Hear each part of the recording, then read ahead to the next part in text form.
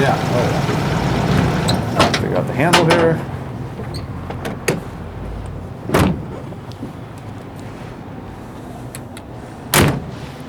Well, today I'm in Southern California with Duesenberg legend Randy Ema. Glad you're here. Randy, it's great having you on the show. Now, you're pretty much the keeper of the flame of Duesenbergs, aren't you? Been accused of that, yes. Because you're a restorer, you're a historian, and an enthusiast. All three, yes. And you got a great daily driver, a 32 Auburn Speedster. I wouldn't mind that as a daily driver myself. It's a lot of fun.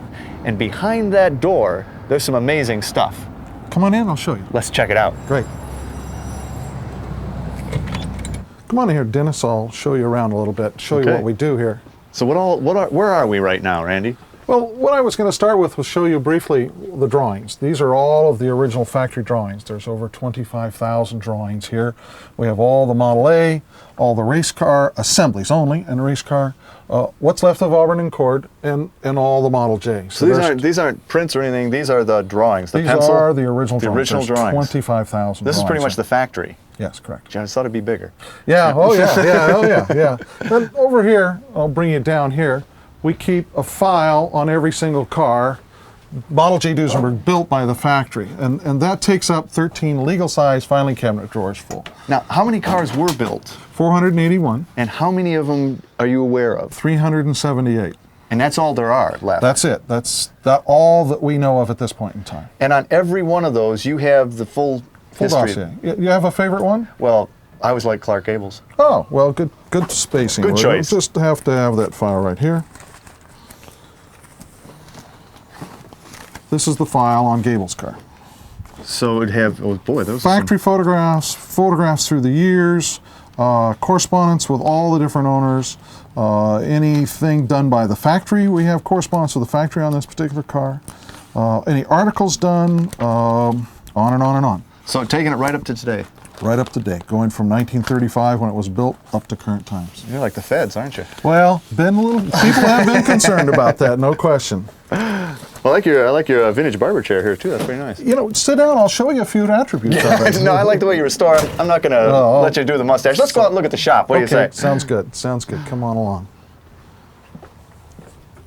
Come on in here, Dennis, and we'll show you the whole process. This is our final assembly area. This is where it all takes place. This is where the clean room, where it all takes place. Now we're looking at a lot of different things here. Not many of them look much like cars, but what do we have here? This is a Model J Duesenberg. It's actually, the body is a four-door convertible sedan by Kirchhoff, going together slowly, but it's happening. You have to use your imagination. Yeah. Right? This is a 33 Auburn V12 Speedster that belongs to a very dear friend of mine, and he bought the car in 1940, and we're trying to get it put together for him. Now, would that have been the original color of that frame? That is 100% the original color. That's amazing. And V12 engine. Yeah. Now, how about over here? This is a 1918 Stutz Bearcat, belongs to Jay Leno, one of our regular customers. And we're doing the total process on it. Another very rare car. Now over here is a Duesenberg in one piece, what most people would think of when they think of a Duesenberg. Yeah, this particular Duesenberg is a 1935 Legrand Phaeton. It's in here for supercharger work. And as you can see, it's a rather magnificent, bold, bright machine. Now this was made for the wealthiest of the wealthy. Exactly, the super wealthy of their day. They were the Forbes 400 of their times.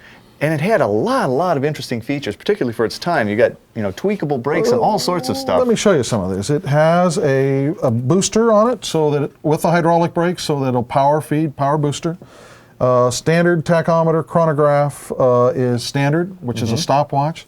Has a standard altimeter, tells you the altitude you're driving, and it has an onboard computer that tells you exactly when you need to change the oil, when you need to check the water in the battery, and that the chassis needs to be lubed, and that it is being lubed. Automatic. I like the foot-shaped gas pedal. Was that for the shoe size of the driver? Exactly. Now, there are a lot of different bodies on these. Duesenberg was really a chassis and an engine. Correct. Right. What body is this? This is a Legrand body. This was built in-house. This is the name Duesenberg used for their in-house bodies. Now, this car is capable of what sort of top speed? This is a supercharged car. It's 140 miles an hour. 140 miles an hour in 35. 1935. What powers it to those speeds? Let me show you that. Let's have a look at that.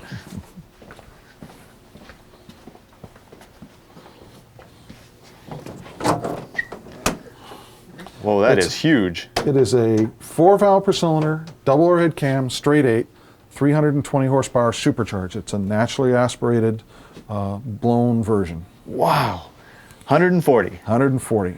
and it will throw you in the seat and take off and fly. Yowza. Now, where do you get parts for something like this? Oh, glad you brought that up. Let me show you. We make them here. You make them here. Well, I guess you'd have to. So this is Parts Central. Dennis, this is where we house all of our original patterns, our finished castings, and our final products.